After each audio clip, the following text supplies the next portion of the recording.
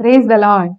ஏசு கிறிஸ்து சொல்றாரு, நான் ஒரு காரியத்தை விரும்பல, ஒரு காரியத்தை விரும்புறேன் அப்படின்னு சொல்லி. என்ன நம்ம பார்க்கலாமா?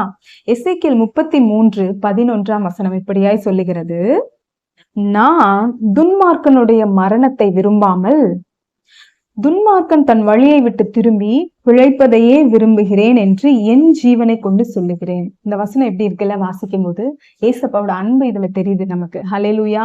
ஏசப்பா சொல்றாரு, துன்மார்க்கனுடைய மரணத்தை, அவங்க அழிந்து போவதை, தன்னுடைய துன்மார்க்கத்திலேயே வாழ்ந்து கடைசி மட்டும் அப்படியே மரித்து போவதை, அந்த ஆத்துமா அழிந்து போவதை ஆண்டவர் என்ன பண்ணல?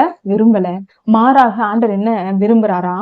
அவங்க மனம் திரும்பி தன்னுடைய வழியை விட்டு, அந்த பொல்லாத வழிகளை விட்டு திரும்பி இயேசு கிறிஸ்துவை ஏற்றுக்கொண்டு பிழைத்திருப்பதையே ஆண்டவர் விரும்புகிறார். நம்ம பிழைக்கும்படிக்குதான் அவர் மரித்தார். அவர் தான் சொல்றாரு, நான் ஜீவனா இருக்கிறேன், என்னை விசுவாசிக்கிறவன் மரித்தாலும் பிழைப்பான். அப்போ இந்த இடத்துல ஆண்டவர் என்ன சொல்றாருன்னா, நம்ம கண்டிப்பா ஏஜ் ஆகி நம்ம ஒரு நாள் நிச்சயம் பிறந்த எல்லாரும் மரிப்போம், அது உண்மைதான். ஆனா இந்த இடத்துல ஆண்டவர் என்ன மரணத்தை குறித்து சொல்றாரு? அப்போ யாருமே மரிக்க கூடாதா? அப்படி அல்ல.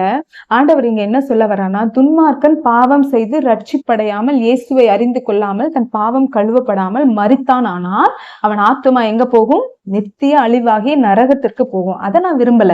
நான் என்ன தெரியுமா விரும்புறேன்? அவன் தன்னுடைய பாவ வாழ்க்கையை விட்டு மனம் திரும்பி அதை விட்டு விலகி இயேசுவை ஏற்றுக்கொண்டு ஜீவ வழியில அவன் நடந்து வர்றத, அவன் பிழைத்திருப்பதை தான் நான் விரும்புறேன் அப்படின்னு இன்னைக்கு ஆண்டவர் சொல்றாரு.